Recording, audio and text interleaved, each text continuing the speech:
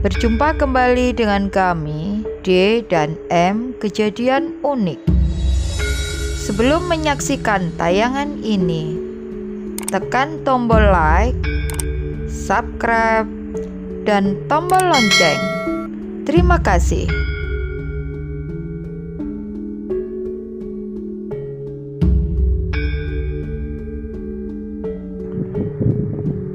Majapahit merupakan salah satu kerajaan terbesar yang ada di Nusantara.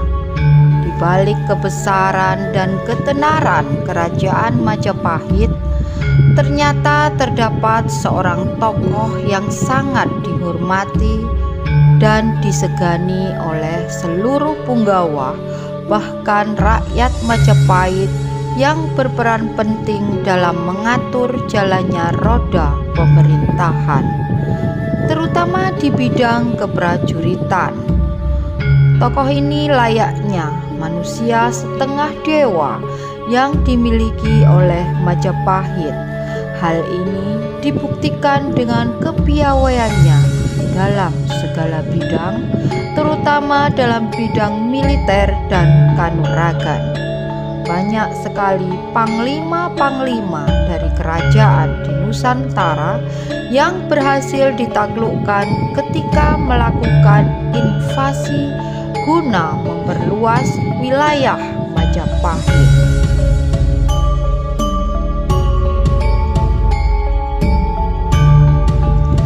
Gajah Mada, demikianlah masyarakat menyebutnya. Gajah Mada merupakan sosok manusia setengah dewa yang dimiliki oleh Majapahit. Berkat kerja keras dan kemampuannya, Majapahit berkembang pesat dan memiliki kekuatan militer yang sangat kuat, baik di daratan maupun di lautan. Gajah Mada yang dilahirkan pada tahun 1290 ini dikenal dengan nama Jirnodara, yang artinya pembangun sesuatu yang baru, atau bisa juga pemugar sesuatu yang telah rusak ataupun runtuh. Adapun arti nama Gajah Mada berasal dari kata gajah yang mengacu kepada hewan yang besar yang disegani oleh hewan lainnya. Di dalam mitologi Hindu, gajah dipercaya sebagai wahana atau hewan tunggangan dari Dewa Indra. Bahkan gajah juga dihubungkan dengan Ganesha, yaitu sosok dewa berkepala gajah berbadan manusia yang merupakan putra Dewa Siwa dan Dewi Parwati. Sedangkan kata Mada dalam bahasa Jawa kuno artinya mabuk, sehingga dapat dibayangkan bagaimana jika seekor gajah yang sedang mabuk, ia akan berjalan seenaknya, beringas menerabas segala rintangan.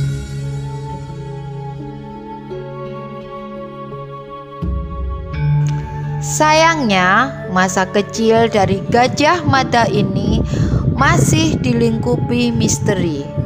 Banyak sekali versi yang mencoba untuk mengulas masa kecil dari tokoh Patih Majapahit ini. Dalam naskah Usana Jawa dikisahkan Gajah Mada lahir dengan cara memancar dari buah kelapa yang merupakan penjelmaan Sang Hyang Narayana atau Dewa Wisnu. Sehingga dalam kitab ini Gajah Mada dipercaya lahir tanpa ayah dan ibu. Ia dilahirkan karena kehendak dewata.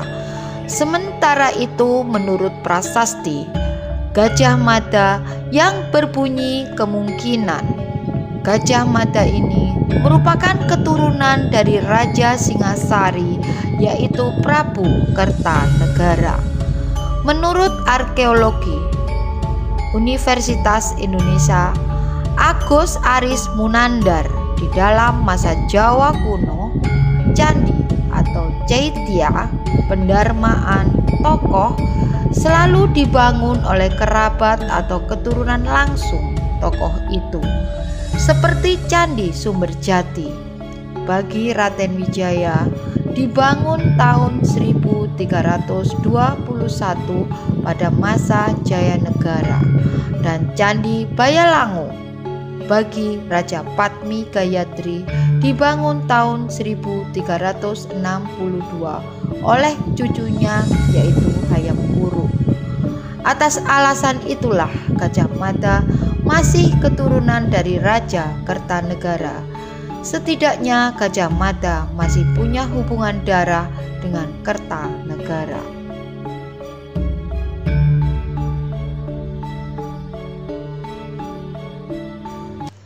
Masih menurut prasasti Gajah Mada, diperkirakan ayah Gajah Mada ini bernama Gajah Pagon. Gajah Pagon ini yang selalu mengiringi Raden Wijaya ketika berperang melawan pengikut Jayakatwang dari Kediri.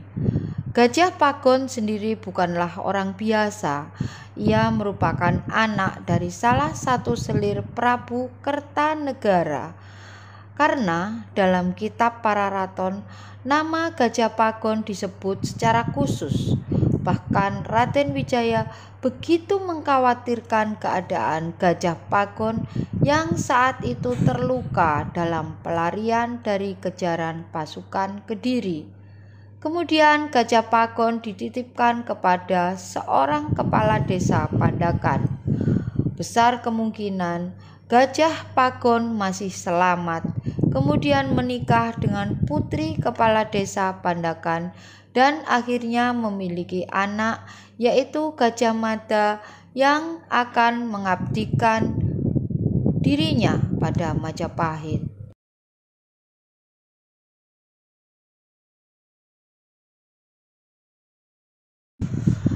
Sementara itu, masa remaja Gajah Mada ternyata pernah menjalin hubungan asmara dengan gadis bangsawan yaitu Putri Demang Suryanata yang bernama Puranti. Perkenalan Gajah Mada dengan Puranti ini terjadi ketika Gajah Mada masih menjadi bekel atau prajurit biasa yang mengabdi di Kahuripan dan kebetulan saat itu sedang bertugas mengawal Prabu Jayanegara di Majapahit. Sayangnya hubungan asmara antara Gajah Mada dengan Puranti putus di tengah jalan. Akhirnya Gajah Mada memutuskan untuk mengabdikan diri pada Majapahit dan berhasil masuk menjadi anggota pasukan Bayangkara. Berkat kerja keras dan kepiawaiannya, karir Gajah Mada meningkat pesat. Gajah Mada kemudian diangkat menjadi komandan pasukan khusus Bayangkari setelah berhasil menyelamatkan Prabu Jayanegara pada tahun 1309 hingga 1328 ke desa Badender dan memadamkan pemberontakan Rakuti yang merupakan salah seorang Dharmaputra, pegawai istana yang diistimewakan sejak masa Raden Wijaya. Sebagai balas jasa, dalam Pupuh Desa Warnana atau Negara Kertagama karya Prapanca disebutkan bahwa Jayanegara mengangkat Gajah Mada menjadi Patih Kahuripan pada tahun 1319. 2 tahun kemudian dia menggantikan Arya Tilam yang mangkat sebagai Patih di Daha atau Kediri. Pengangkatan ini membuatnya kemudian masuk ke strata sosial elitis istana Majapahit pada saat itu.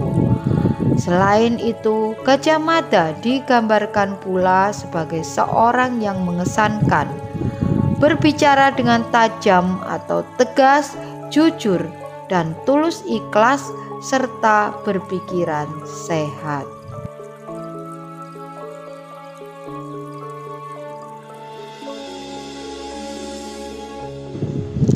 Setelah Prabu Jayanegara mangkat, Aryatadah yang saat itu merupakan Mahapati Amangkubumi Kerajaan Majapahit mengajukan pengunduran diri dari jabatannya kepada Ibu Suri Gayatri yang menggantikan kedudukan Prabu Jayanegara dan menunjuk Patih Gajah Mada dari Daha atau Kediri sebagai penggantinya. Gajah Mada yang saat itu menjabat sebagai Patih Daha sendiri tak langsung menyetujuinya permintaan dari Aryatadah. Tetapi Gajah Mada ingin membuat jasa terlebih dahulu pada Majapahit, yaitu dengan menaklukkan Keta dan Sadeng yang saat itu sedang memberontak terhadap Majapahit. Tribhuwana Wijaya Tunggadewi yang saat itu menjadi Rani Kahuripan kemudian diangkat menjadi pelaksana tugas pemerintahan Majapahit. Bahkan setelah Gayatri meninggal pada tahun 1331, Tribhuwana Wijaya Tunggadewi tetap sebagai Maharani dari Kerajaan Majapahit. Setelah berhasil memadamkan pemberontakan Keta dan Sadeng, barulah pada tahun 1334 Masehi Gajah Mada diangkat menjadi Mahapati Amangkubumi secara resmi, menggantikan Aryatadah atau Empu Krewes yang sudah sepuh, sakit-sakitan, dan meminta pensiun sejak tahun 1329.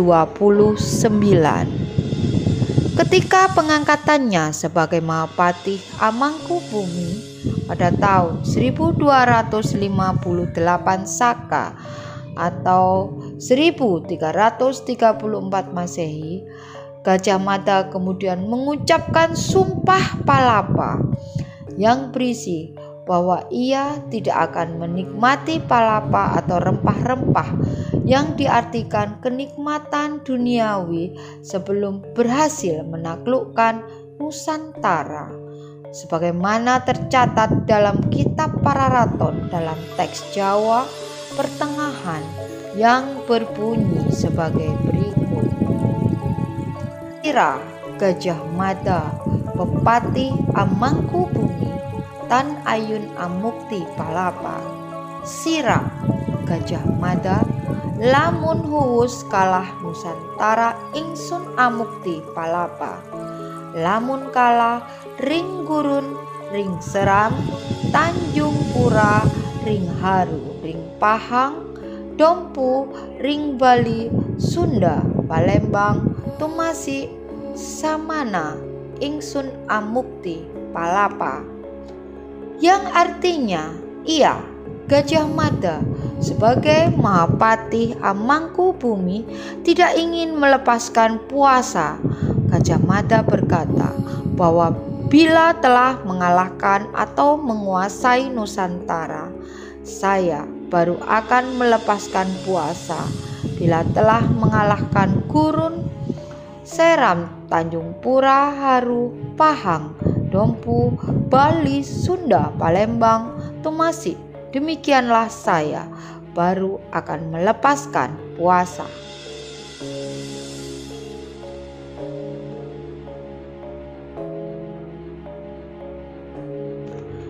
Ternyata sumpah yang diucapkan oleh Gajah Mada ini tidak membuat semua punggawa dan petinggi Majapahit senang mendengarnya. Ada beberapa orang petinggi Majapahit yang tidak suka, seperti Rabanya, Jabung Tarewes, dan Lembu Peteng.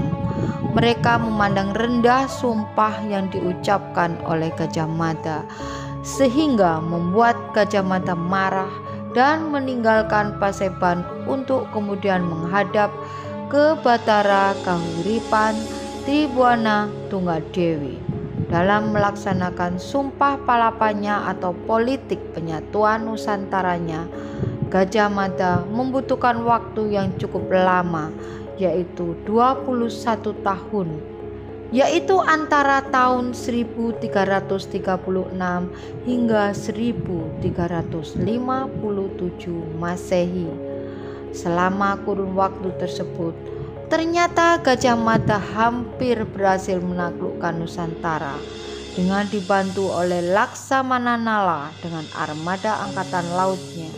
Gajah Mada berhasil menaklukkan Swarna Bumi atau Sumatera, Pulau Bintan Tumasik atau Singapura pada tahun 1339 Masehi. Kemudian pada tahun 1343 bersama Arya Damar, Gajah Mada berhasil menaklukkan Bedahulu atau Bali dan kemudian menaklukkan Lombok dan sejumlah negeri di Kalimantan seperti Kapuas, Katingan, Sampit, Kota Lingga atau Tanjung Lingga, Kota Waringin, Sambas, Lawai, Gendawangan, Landak, Samadang, Tiram, Sedu, Brunei, Kalaka, Saludung, Sulu, Pasir, Barito, Sawaktu, Tobalung, Tanjung Kutai, serta Malano.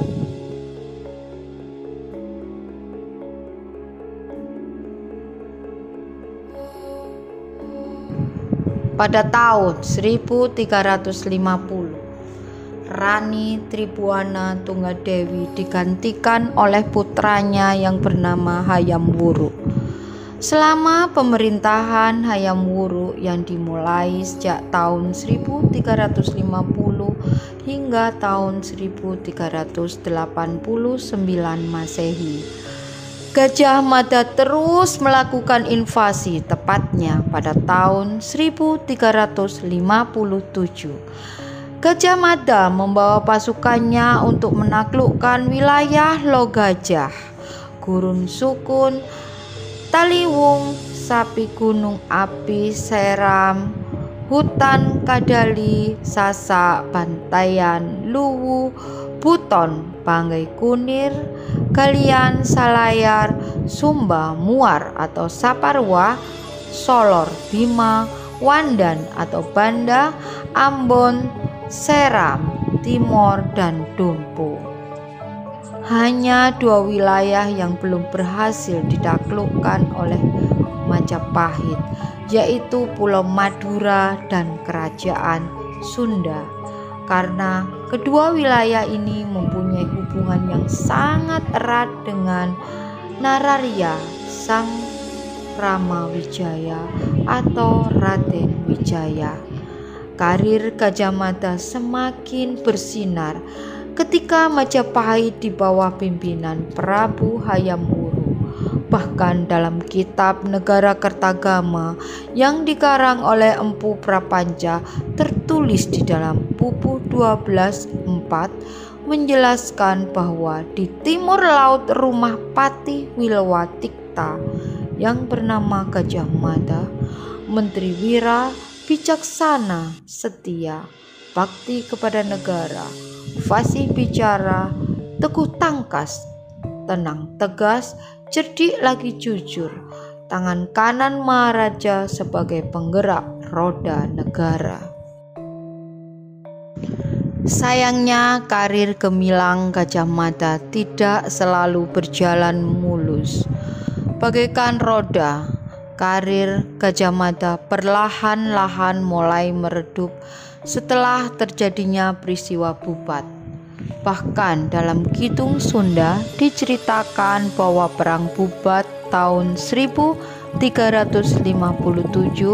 bermula saat Prabu Hayam Wuruk mulai melakukan langkah-langkah diplomasi dengan hendak menikahi Dyah Pitaloka Citra Resmi Putri Sunda sebagai permaisuri. Lamaran Prabu Hayam Wuruk diterima pihak Kerajaan Sunda dan rombongan besar Kerajaan Sunda datang ke Majapahit untuk melangsungkan pernikahan agung itu. Gajah Mada yang menginginkan Sunda takluk serta menginginkan Dyah Pitaloka sebagai persembahan pengakuan kekuasaan Majapahit. Sementara itu pihak Pajajaran menolak keinginan Gajah Mada, sehingga akibat penolakan pihak Sunda, maka terjadilah pertempuran yang tidak seimbang antara pasukan Majapahit dan rombongan Sunda di Bubat. Dalam pertempuran tersebut, kedua belah pihak berusaha untuk saling mengalahkan. Namun karena kekuatan yang tidak seimbang, maka pihak Sunda pun mengalami kekalahan dan Raja Sunda pun tewas dalam pertempuran tersebut. Mengetahui ayahnya tewas, Dyah Pitaloka pun melakukan upaya bunuh diri. Melihat peristiwa yang menyedihkan tersebut, Prabu Hayam Wuruk sedih karena selain langkah diplomasinya gagal, Hayam Wuruk kehilangan calon istri yang sangat dicintainya. Tidak lama setelah peristiwa Bubat itu, Gajah Mada dinonaktifkan dari jabatan karena dipandang lebih menginginkan pencapaiannya dengan jalan melakukan invasi militer. Sementara itu, di dalam negara Kertagama diceritakan hal yang sedikit berbeda. Dikatakan bahwa Hayam Wuruk sangat menghargai Gajah Mada sebagai Mahamantri Agung yang wira, bijaksana, serta setia berbakti kepada negara. Sang raja menganugerahkan dukuh Madakaripura yang berpemandangan indah di Tongas Probolinggo kepada Gajah Mada. Terdapat pendapat yang menyatakan bahwa pada tahun 1359 Gajah Mada diangkat kembali sebagai patih, hanya saja ia memerintah dari Madakaripura. 7 tahun telah berlalu peristiwa Bubat. Gajah Mada jatuh sakit. Saat itu Prabu Hayam Wuruk sedang melakukan perjalanan upacara keagamaan ke Simping, Blitar. Mendengar Gajah Mada sakit, Prabu Hayam Wuruk segera pulang kembali ke Majapahit. Tepatnya pada tahun 1364, manusia setengah dewa Majapahit ini pun wafat. Tidak adanya Gajah Mada dalam politik Majapahit meninggalkan luka bagi sang raja.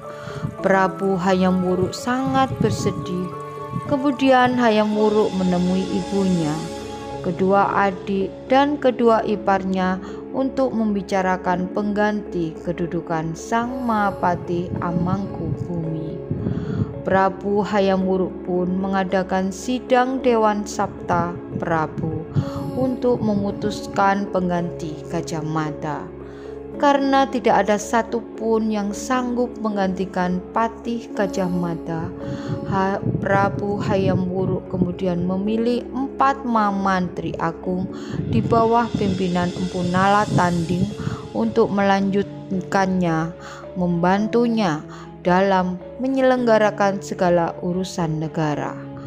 Akan tetapi tidak berlangsung lama, Mahmantri Agung pun digantikan oleh 2 orang menteri, yaitu Gajah Enggon dan Gajah Manguri.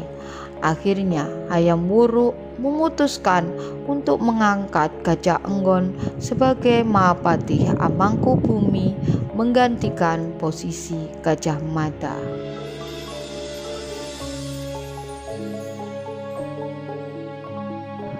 Untuk menghormati Gajah Mada, maka manusia setengah dewa Majapahit ini diarcakan sebagai tokoh Brajananta dalam cerita Panji, dan pada pertengahan abad ke-15 Gajah Mada disetarakan dengan tokoh Bima dalam cerita Mahabharata. Sampai di sini dulu ulasan kami mengenai manusia setengah dewa dari Majapahit, yaitu Gajah Mada. Semoga bermanfaat dan jangan lupa like, share, komentar, dan subscribe channel kami. Matur nuwun dan salam budaya.